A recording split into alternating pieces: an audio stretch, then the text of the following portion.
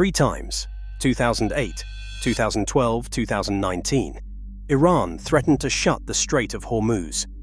It never did.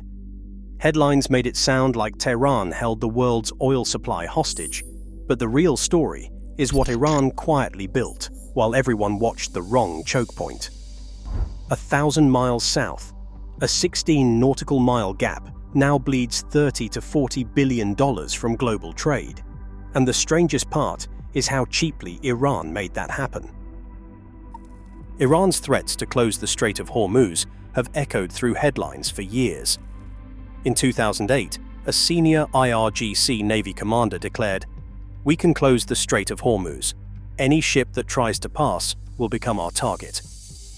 The warning resurfaced in 2011 and 2012, this time tied to nuclear negotiations and economic sanctions. Again, in 2019, an IRGC admiral announced, "If the United States continues to impose further sanctions, we will close the Hormuz Strait as soon as possible." Each time, the world's media amplified the message, painting a picture of Iran holding a hand on the oil tap for the globe. But the threats never became reality. The geography of Hormuz makes full control nearly impossible. The narrowest point is just 33 kilometers wide, but the strait is bordered by Oman and the United Arab Emirates as well as Iran, and the main shipping lanes run through international waters. The US Fifth Fleet, stationed in Bahrain, maintains constant patrols. Any attempt to block the strait would not only invite overwhelming military response, as seen in Operation Praying Mantis in 1988, but would also trap Iran's own vital oil exports. Iran's warnings served as a strategic lever, a way to raise the cost of confrontation, not to actually close the door. Over time, global headlines repeated the threat, but tankers kept moving. The illusion of control became a tool in itself, while real, direct dominance remained out of reach. As pipelines and alternative routes weakened the value of Hormuz as a choke point, Tehran began searching for a new way to shape the flow of global trade, one that didn't risk so much for so little. Bab el-Mandeb stands out for reasons that go beyond its geography. At its narrowest, the strait measures just 16 nautical miles across, about half the width of Hormuz, but it serves as the only maritime gateway between the Indian Ocean and the Red Sea. Every year, nearly 10% of global container shipping passes through this corridor, carrying not just oil, but also manufactured goods, food, and energy supplies bound for Europe, Asia, and the Americas. That's millions of containers, each one a small piece of the global economy, threading through a single, vulnerable passage. For Tehran, the cost calculus shifted dramatically after 2014. The rise of the Houthi movement in Yemen opened a door to influence the Bab el-Mandeb without the need for direct naval deployments or costly surface actions. Supporting the Houthis required a fraction of the resources demanded by operations in the Persian Gulf. A handful of drones, missiles, and advisors could threaten the flow of container ships and tankers, forcing global carriers to reroute thousands of miles around Africa. The impact rippled far beyond oil. Delays in electronics, grain, and industrial parts, higher insurance premiums, and billions in added shipping costs. Unlike Hormuz, where direct action risked immediate and overwhelming retaliation, Bab el-Mandeb offered a subtler, deniable form of leverage. The strait's strategic value lay not just in its width or location, but in the disproportionate effect that low-cost disruption could have on world trade.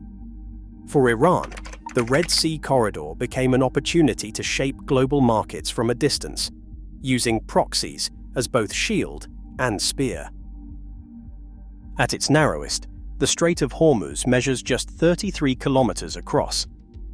Yet this slim corridor is not Iran's private domain. The waterway is divided among three countries: Iran to the north, Oman to the south, and the United Arab Emirates at the western mouth. Each claims a 12 nautical mile territorial sea, but the main shipping lanes, used by oil tankers, LNG carriers, and container ships, run through internationally recognized waters. Under the United Nations Convention on the Law of the Sea, These lanes are protected by the right of transit passage. That means no single country, not even Iran, can legally block or control the flow without triggering a global crisis. Maritime charts show that the designated lanes pass almost entirely through Omani waters, not Iranian. Commercial vessels file advance notice of arrival with Gulf authorities, and naval patrols from the US Fifth Fleet and regional allies monitor every move. The legal framework, reinforced by daily satellite tracking and international maritime law, creates a hard limit on how much power Iran can actually wield over the strait. Geography, law, and constant surveillance combine to keep Hormuz open, no matter how often threats are made from Tehran.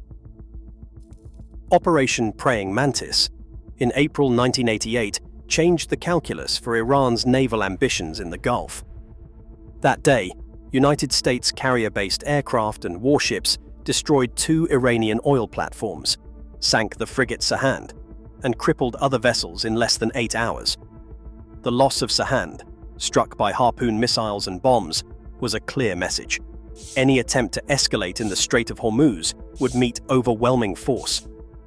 Iranian commanders saw firsthand that their surface fleet was outmatched, their platforms exposed, and their tactics predictable under the gaze of American satellites and radar.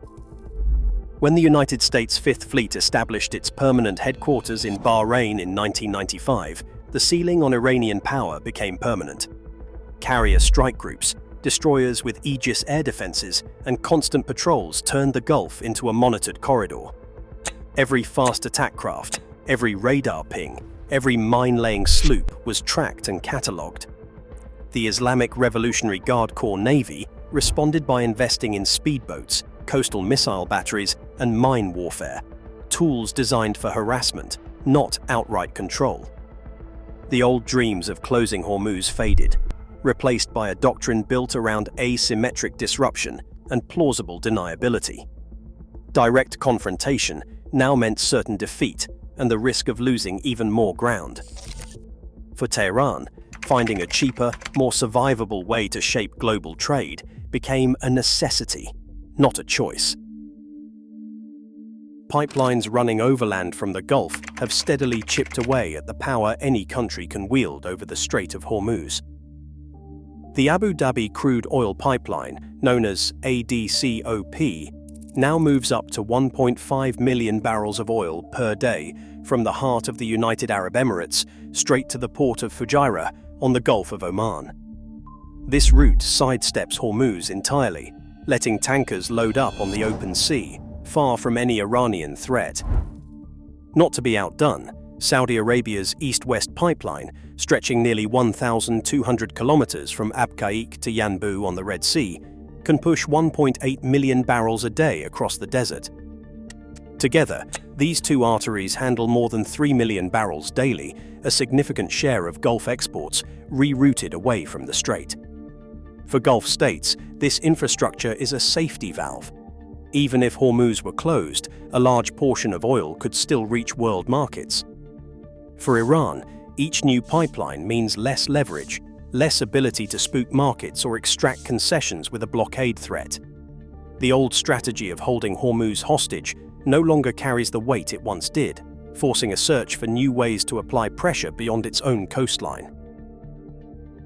The Houthi movement's capture of Sana'a in September 2014 gave Iran a new lever far from its own shores.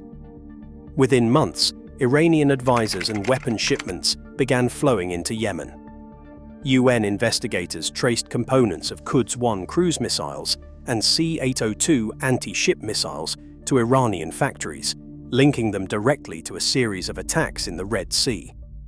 Houthi combat units, now armed with drones and guided munitions, targeted international shipping with growing precision. The Rubimar, a bulk carrier, was struck by a Houthi missile in 2023, forcing its crew to abandon ship as the vessel sank. The Kokuka Courageous, a Japanese-owned tanker, suffered a Quds-1 drone strike that left its hull scarred and its cargo at risk. Strike logs and satellite imagery documented dozens of similar incidents, over 70 attacks on commercial vessels between early 2023 and spring 2024. Each successful hit forced global carriers to rethink their routes, multiplying insurance costs and driving up freight rates. Through the Houthi, Iran could disrupt not just oil, but the movement of grain, electronics, and manufactured goods, wielding asymmetric power over a choke point that mattered to far more than energy markets. A single missile strike on a container ship in the Red Sea can ripple through the world's supply chains in ways that closing the Strait of Hormuz never could.